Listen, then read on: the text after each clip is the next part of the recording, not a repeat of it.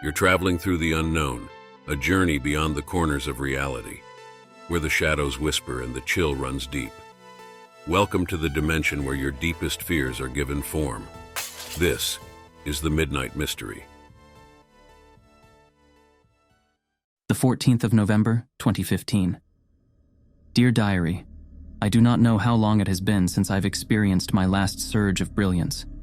You see, I'm an established author, albeit a published one, renowned to most for my fictional writings in dystopian novels. I have published a whopping number of 23 books. 23 with my last book, my last child being God's Rapture, arguably my best work, and the one most questioned, discussed, and sought after by reviewers around the world.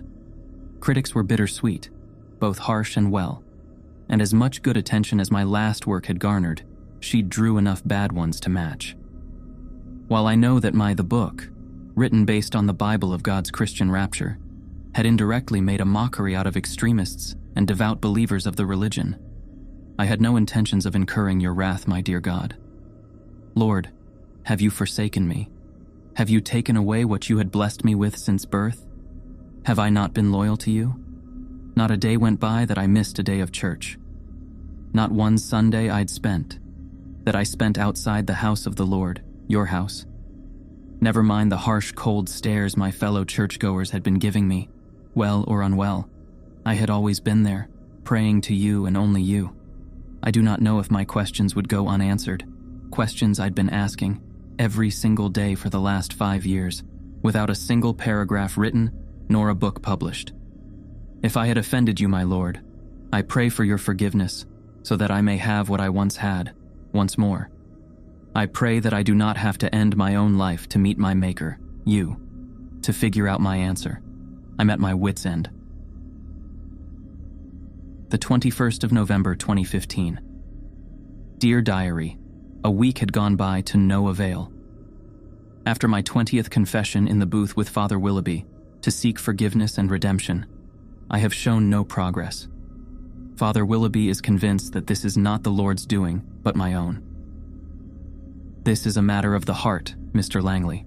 I'm afraid I cannot help you, he said. Though I'm very much convinced otherwise. I've spent twice the amount of time meeting therapists after therapists with no results to show. Antidepressants, mild sleeping pills, sleep therapy, vacations, time-offs. I've tried them all. How could I, J.K. Langley, one of the greatest writers alive in the 21st century, have lost all of my inspirations in just one day? I have never been this lost since Linda died in the car crash 8 years ago. God, you've taken everything from me. The love of my life, my family, my writing. What more do you want from me? I've done it all right. I did everything right. This just doesn't make any sense. I refuse to accept this. I just can't. I cannot. God, if you have condemned and turned your back against me, please, just show me a sign. I beg of you. The 5th of December, 2015. Dear Diary, I have stopped writing you for more than a week now. True, it's not like I have anything to share, and it's not like I have anyone else to read you. But the therapist did say writing journals will help inspire me once more. It did not. To date, I have written over 20 diaries, each with words far lesser than the ones before.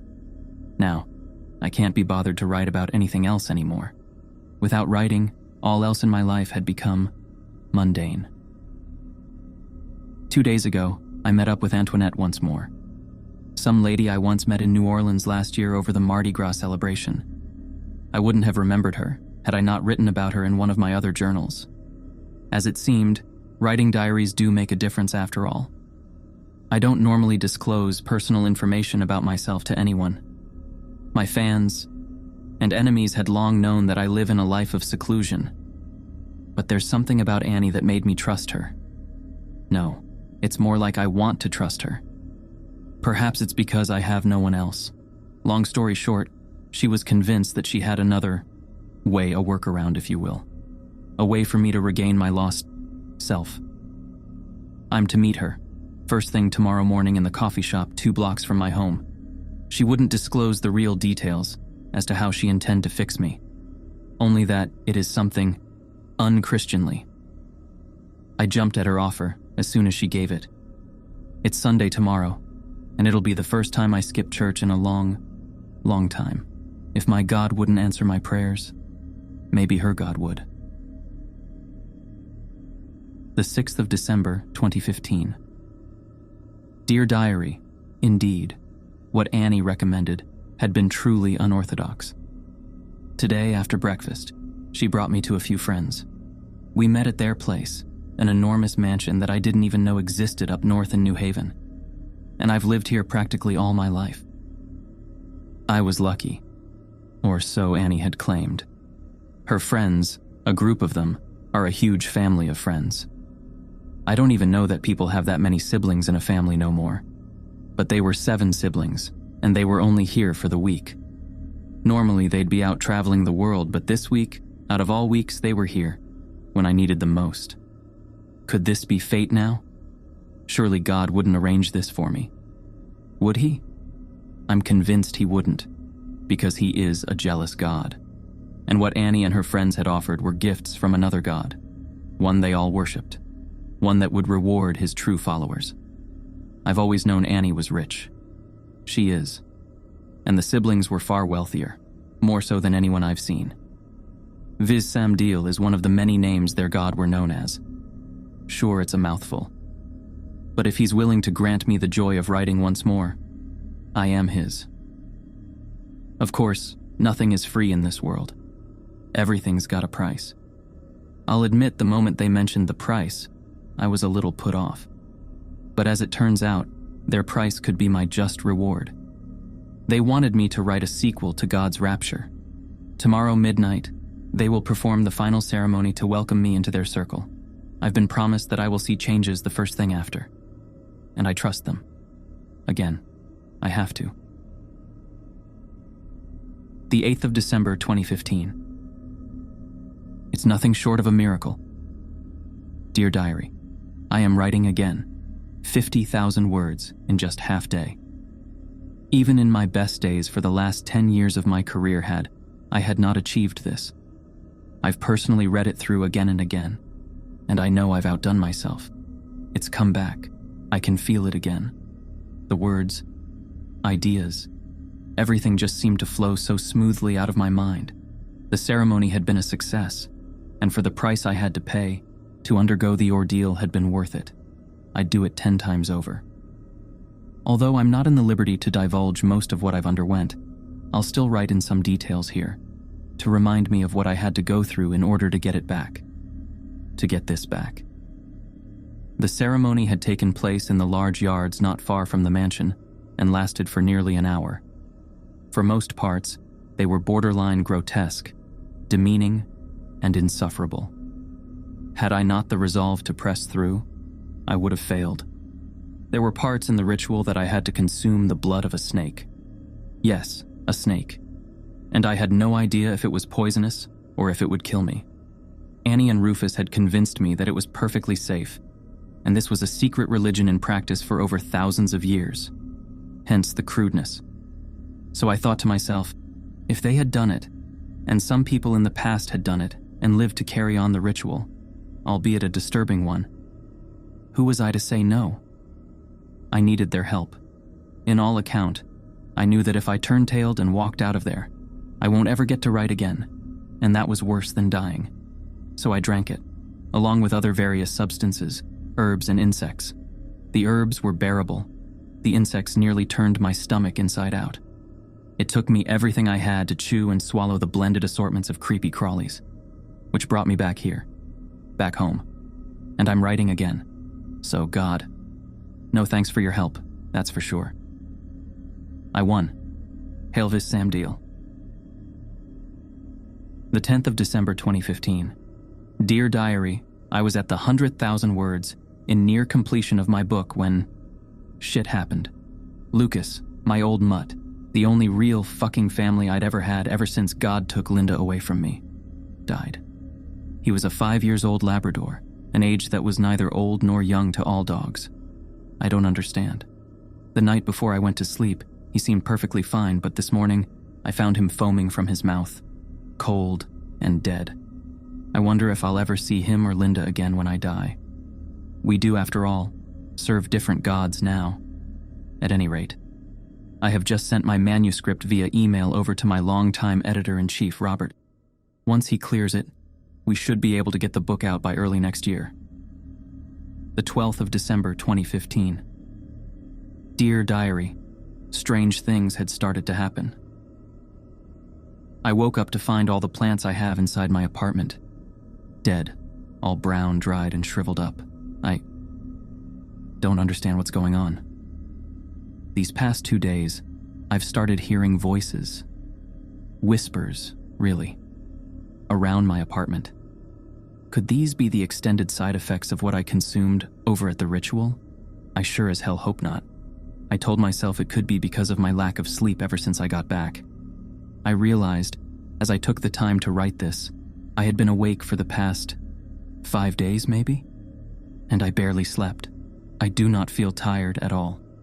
To clear my paranoia, this morning I dialed the number that Annie gave me, in case I needed to talk. She didn't answer. I left her 5 messages. Whatever it is she's caught up with, I hope she comes back to me soon. Because weird shit had started happening. At any rate, I need to get some shut-eye. Now. The 13th of December, 2015. Dear Diary, my attempts to sleep last night failed. I could not get a wink of sleep, not even one bit. But that was not the slightest bit disturbing compared to what I endured in the wee hours of the night. No. At 3 a.m. in the morning, my apartment was literally flooded with water. Water that raised up to my ankle height high. I discovered the source of the flooding, and it wasn't coming from my apartment. It was coming from George's, my longtime neighbor's side of the apartment. Well, he was a devout Christian and all, so we did not get along well, at least after I published God's Rapture. I used to be on good terms with him before that. It was a time when Linda was still alive, and we'd spend time having dinners together every once in a while. So I knew where he'd kept his spare key, underneath his flower pot, outside his door. His flowers had died too, by the way. Using his spare key, I unlocked his front door and entered his apartment. And I headed straight for his bathroom, the source of where all water was coming from. His entire apartment had their lights off, say bathroom, when I got there, finding him dead in a bathtub overflowing with water. His eyes wide opened, bulging as they stared blankly into the ceiling, his pale, swelled, and wrinkled skin. It broke my heart, and I think it broke my gut too, because I threw up anything and everything I had.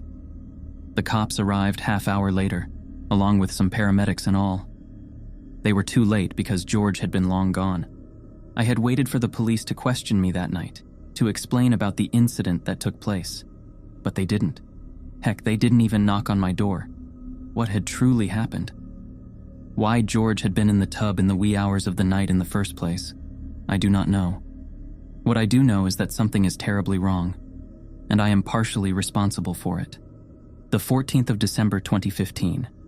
Dear Diary, God's Rapture 2 was supposed to be my redemption. It features yet another fictional character that was meant to personify Jesus.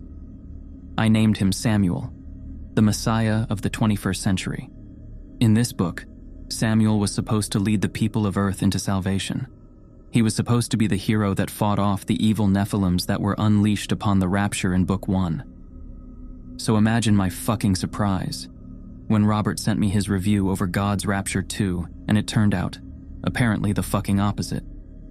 Robert swore up and down that this was the copy I had sent over to him. And he was right. I went back to my mailbox and checked the history of my sent items. Guess what? As it turns out, I apparently wrote a version of God's Rapture 2, the total opposite of what I'd intended, without any fucking idea when I wrote it. How the fuck did this happen? Something was wrong with me. Fucking wrong. The 15th of December 2015. Samuel will rain chaos upon earth. Samuel will rain chaos upon earth. Samuel will rain chaos upon earth. Samuel will rain chaos upon earth. Samuel will rain chaos upon earth. Samuel will rain chaos upon earth. Samuel will rain chaos upon earth. Bis Sam Dale. Vis Samdale.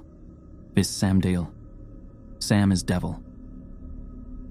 The 17th of December 2015. Dear Diary, I blacked out for 2 fucking days in a row. I had no memories or recollection of what or when I wrote the past 2 days ago. And as it turns out, I have sold my soul to the fucking devil. Whoever wrote that in my diary, I do not know. But I do know who trashed Jonathan Keith Langley's apartment. Me. My fucking self. There must be some mistake. I did not willingly serve the devil, did I? The 18th of December, 2015. Dear Diary, as it seems, there's no 11th hour for me now. I tried to make things right yesterday. I tried to leave my apartment to get to my church, to beg and beg and beg for forgiveness. I literally couldn't. The elevator had apparently malfunctioned, so I took the stairs. Each flight of stairs I decent. I will return to level 23, my own level. I had no idea how long I tried to leave. I had probably been walking at the stairs for hours, and at some point, somehow I blacked out again. The next thing I knew, I'm sitting right in front of my desk, staring into a manuscript I did not write. Later that evening, I went out from my apartment again. I knocked on every single door of each and every one of my neighbors. To no avail. Nobody would open the door. It was as though there was no one home. So I went back to my room, and I stood at my balcony for the next 2 hours, screaming my lungs out for help. I was hoping that the residents of the apartments across the street would notice me. They didn't. There were cars driving past the driveway 23 stories below, but they were all inside their cars driving so fast that I wouldn't blame them even if they couldn't hear me, even if I were to shout until my voice broke. Then I spent the next few hours contemplating on whether I should take that plunge to freedom. And since I'm here writing in this fucking diary, it's obvious that I chose not to. Fuck. The 19th of December 2015. Dear Diary. Last night, I left another voicemail into Antoinette's mailbox. I told her that I had finished the manuscript, which I did. I had hoped that she would have some explanations for me. I can't give up now. There must be something I could do. 30 minutes after the voicemail I left her, the bitch decided to call back. And the conversation that transpired was weird, to say the least. It didn't feel like I was talking to the vibrant, cheerful Annie. She sounded the same over the phone, except she sounded fucking monotonous. Me. Tell me what the fuck's going on. Me. What the fuck did you do to me? Annie. Is the manuscript ready? Me. Yeah, it's ready. You won't get it until you explain to me what the fuck's going on. Annie. Good work. We will be in touch. Me. I'll burn it now unless you... Asterisk dial tone. Asterisk. She hung up on me. The 24th of December 2015. I blacked out again. The only way I know that it's already Christmas Eve is because of the calendar on the lower right corner of my laptop's monitor. But hey, at this point nothing freaking surprises me anymore, except the person who woke me up this morning after I'd blacked out. It was Antoinette. The bitch had the nerve to show up in front of my doorstep, demanding to enter. And she did not come alone. She came with a group of other people, the 7 siblings, friends she apparently introduced me to, along with many others, none of which I know. The peephole of my door was small, and I only saw Annie, so I did not realize that they were behind her until after I opened the door, and all of them came pouring in. Heck, they're all still here as I wrote this. The 10 of them stood in my living room with unfocused eyes, dazed, almost blissful looking even. They stared at each other with a sinister smile on their face. It's insane. It's fucking insane. I can't get them to leave. I tried screaming and threatening. Boy, I've tried. I even tried calling the authorities. If only my phone worked. The line wouldn't go through. I don't even know why I'm writing this anymore. Perhaps this could be the last way for me to vent out my thoughts. For me to be still. Me. Frankly speaking, I don't feel like myself. Not anymore. For what it's worth, I'm sorry. God, I'm so sorry. The 25th of December 2015. Dear Diary, this will perhaps be the final entry, the The last piece of my own thoughts, my own free will, written into a cheap $5 notebook. Well, what do you know? Annie finally told me what was actually going on. It's funny, you see. For whoever unfortunate enough to read this, I'll have you know you've been reading the journal written by a dead man. I'm dead, yes. As if that's not clear enough for you, let me repeat that. I'm fucking dead. I had been dead ever since the ritual took place. They all of them had been dead too since the ritual. So, as it turns out, the devil needed an apostate to write his version of the Bible. And today, the 25th of December 2015, as if done in mockery of Jesus himself, the devil had unleashed his own son to wreak havoc onto earth. As I write this, I'm witnessing hell on earth from my fucking apartment. No, I hadn't been in my apartment all these while. You see, the reason why I couldn't leave my apartment was because I'd been trapped in my own hell. I can never leave here. Once I'd realized the truth, I finally see my reality for what it truly is. The illusion of which I once had, that I was still in my apartment, had vanished. All the windows around my apartment shattered. My entire apartment had been shambles. Everything, and I mean everything, were ragged messes of charcoals. Every fucking thing I once had been burnt beyond recognition and are now covered in black-colored mold. Tables, chairs, all my furnitures, everything. Everything except this notebook, all gone. So here I am, sitting just right outside the windows, watching a sea of bright red, blazing amber lava engulfing the world. It's funny, you see. I wanted to be different. I wanted more from what my truly pitiful short human life had to offer. I challenged God, and I'm now in hell, as nothing more than one of the billions or maybe trillions of tormented souls. I wrote this journal without the intention of letting anyone read it. Now I wouldn't mind, because if you have the privilege to read this, you're like me, a fellow tormented soul, forever trapped here in hell with me. That's a wrap for today on the Midnight Mystery. Hope you guys had as much fun as we did. If you liked what you saw, hit that subscribe button and give us a thumbs up. Oh, and don't be shy. Drop a comment below with your thoughts or any cool mystery ideas you want us to check out. Until next time, we'll see you in the next Midnight Mystery.